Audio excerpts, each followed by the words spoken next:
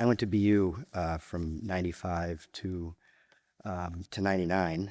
And I'm going to tell you about how I met Ted. Um, but, needless to say, Ted was my father, actually. I was not a great student, so I can't really say he was a professor. But he was really my father. So it's a real honor to be up here today. Good morning, everyone. First, thank you, Elise. Thank you, Stormy, and Boston University for organizing the symposium and for inviting me to speak today. It's truly an honor to be here to reflect on Professor Theo DeWinter, or DeWinter, as often known by the students, or Ted after you graduated. I remember the first moment I met him. It was first semester freshman year at BU. All the engineering students freshman engineering students were gathered at Morse Auditorium for an introduction to engineering program, EK 156. Ted walked in front of the room, said a few things about engineering, and then proceeded to blow up a toaster. I don't remember exactly what experiment he was demonstrating, but I remember sparks, smoke, and the fact the entire room suddenly woke up. I remember asking myself, who is this guy? The next day, I went to his office on Cummington Street and told him I wanted him to be my advisor. At the time, I was a biomedical engineering major. Ted looked at me and said very matter-of-factly, well, I'm mechanical and manufacturing. If you want me as your advisor, you'll have to change majors. I said, okay. Ted reference. So that's how I became a manufacturing engineering student, and that's how Ted became my advisor. All because of a toaster explosion and a short conversation in Ted's office, and it turned out to be one of the best decisions I ever made.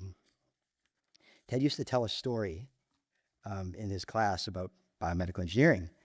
He used to tell a story about a young student that got picked up by a taxi cab driver at Logan Airport on his way to BU. And he says, I'm going to BU. And the taxi cab driver says, oh, I went to BU. He says, what are you studying at BU? He said, I'm studying engineering. The taxi cab driver said, I studied engineering. What kind of engineering are you studying? I'm studying biomedical engineering. I studied biomedical engineering. That was Ted's story. Around that same time, something else happened in my life that made Ted's role even more important. During my freshman year, I lost my father. It was an unusual coincidence that my father had actually shared a birthday with Ted, September 16th. Years later, my oldest son was actually born one day later. Losing my father left a void in my life that was hard to describe. And almost immediately, Ted stepped into that space. Over time, Ted became much more than a professor to me. He became a mentor, a guide, and in many ways, a father figure during some of the most informative years of my life while in college and beyond. Ted had an extraordinary ability to make engineering come alive. His famous engineering economy class wasn't just about equations or finance. It was about how the world works. He talked about incentives, decision-making, markets, psychology, and human nature. And he had a way of making you realize that engineering wasn't just about solving technical problems. It was about understanding systems, people, and choices. Ted's background also played a big role in the way he connected with students. He grew up in Holland during World War II. As a teenager, he moved to Argentina, and eventually he came to the US to attend Bowdoin and MIT. Along the way, he picked up many languages, like most people pick up hobbies. He spoke Dutch, German, Spanish, English fluently. His Spanish was actually perfect Argentine accent, which I later learned when we first went on a trip to Argentina fly fishing, and he conversed with the natives like a native. But he also knew bits and pieces of many other languages: French, Italian, Japanese, Russian, Arabic, and probably a few more that I never discovered. This turned out to be incredibly useful at BU. In the manufacturing engineering program, many of the students came from outside the United States. Ted loved that. At the beginning of every class during roll call, he would pronounce every student's name perfectly, no matter how difficult it was. Then he would start bantering with them in their own language, a comment in Spanish, a joke in German, sometimes a phrase in Japanese or Russian. The classroom would light up. Students immediately felt seen and welcomed. That same attention to detail carried over to commencement. Ted would read the names of engineering graduates from all over the world: China, India, Pakistan, Eastern Europe, Latin America, and somehow pronounce every single name perfectly. Not close, but perfect. It may seem like a small thing, but it meant a lot. It was Ted's way of showing respect to every student he taught. Ted's office was another unforgettable experience. If you ever visited him there, you remember. Stacks of papers everywhere, but mixed in those stacks were all kinds of strange objects: little metal parts, odd mechanical components, manufactured widgets that looked like they had fallen out of some machine. Most of them seemed to serve no purpose other than elaborate paperweights. But if you picked one up and asked Ted about it, suddenly you'd hear a story about manufacturing, about design, or about how a piece of machinery worked. Even the clutter in his office reflected the way his mind worked. He was endlessly curious about how things were built and how they worked. Ted's engineering class, EK 409, was legendary. On the first day of class, he would always tell students something that caught everyone's attention.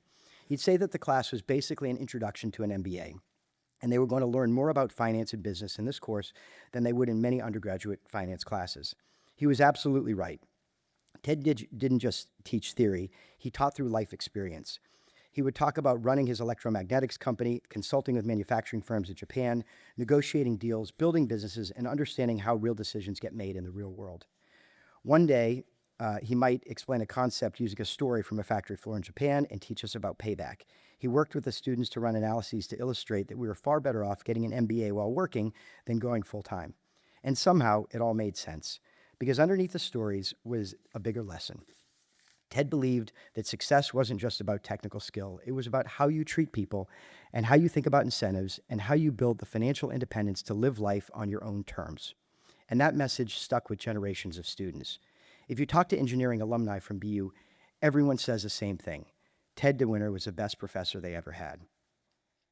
In fact, I had a moment once that reminded me just how wide of impact it was.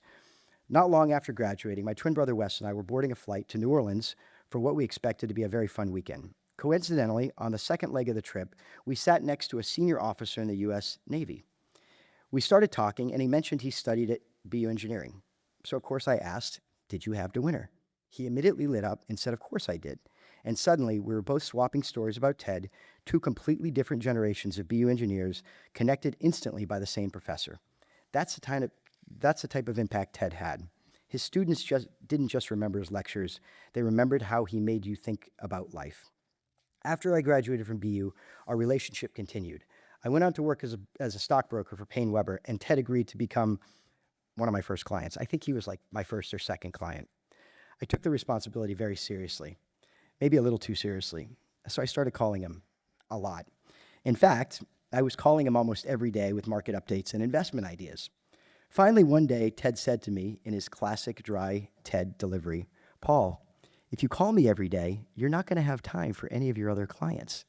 It was his very polite way of telling me I might want to dial it back a little. Even when he was joking, he was teaching. One of the things that meant a lot to me over the years was after I graduated, Ted invited me back to Boston University to speak to his EK 409 class. And when I say invite, it was like clockwork. Every semester, 3 times a year, even when he taught EK 409 over the summer.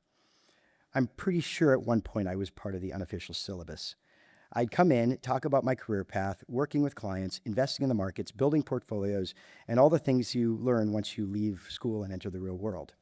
Now, the funny part is that because I studied engineering, the only exposure I ever had to finance, balance sheets, and income statements was Ted's class.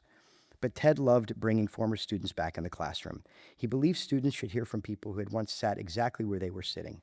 And of course, he never missed the opportunity to introduce me with the same line every single time. He would say, "Paul is the perfect example that you don't need to be a star in the classroom to be a star in the real world." Now, I'm not entirely sure if this was meant to be a compliment, but the students always laughed, and Ted loved that moment. Because underneath the humor was something important. Ted understood that education wasn't just about grades or exams. It was about learning to think, how to make decisions, and how to navigate in the real world. And he loved connecting his students with the people who had once sat exactly where they were sitting. Over the years, Ted and I spent a lot of time together outside the classroom. We traveled and shared many adventures, fly fishing in Argentina and Scotland, hunting upland birds, camping, having long conversations that wandered across every topic imaginable. Markets, business, engineering, politics, history, philosophy, relationships, everything was fair game. When I ultimately left UBS to start my own firm 20 years ago, Ted joined my board, and he was absolutely invaluable given his intimate knowledge of both me and my twin brother, Wes. I always called him when I had major decisions to make in my life, both professional and personal. You always walked away having learned something. There was one chapter in Ted's life that really captures who he was. Several years ago, Stormy called me and said he wasn't doing well. I think this was around 2017 or 2018.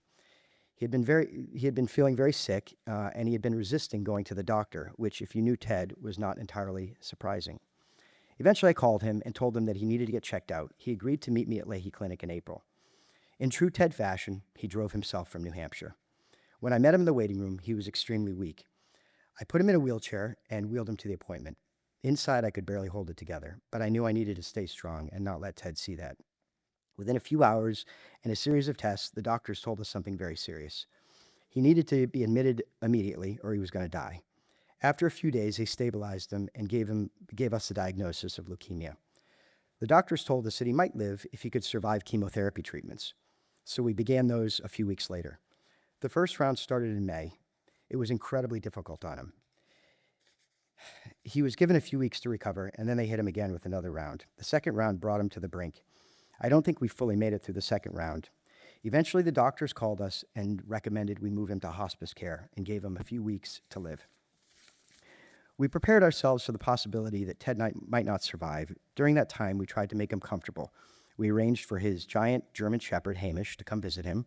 We even had an oyster shucker from Eventide, one of his favorite restaurants, come to the hospice where we could have a little celebration with him. We were all preparing to say goodbye. One day during that time, I went to visit him. He looked up at me. He must have been 80 pounds. He looked like a skeleton. And he said, "How the hell do I get out of here?" I looked at him and I laughed and I said, "Ted, they're never letting you leave here if you can't walk and eat." And he looked at me and he said, "Okay." Over the next few weeks, I saw the most incredible thing I've ever seen in my life. He was on a feeding tube. We were faced the difficult decision to take that away.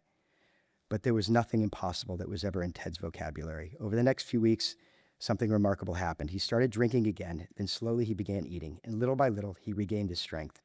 Before long, he was walking, and then he was released into Stormy's great care back to New Hampshire. It was one of the most remarkable comebacks I've ever witnessed and will probably ever witness in my life.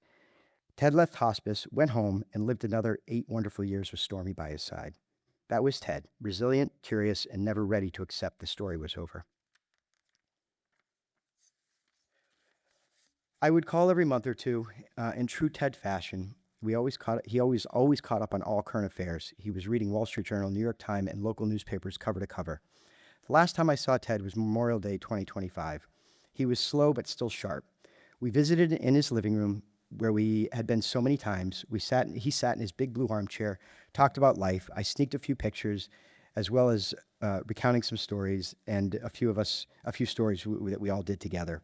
Even though it was Ted, I had long remembered it was a shadow of himself. I knew he was there.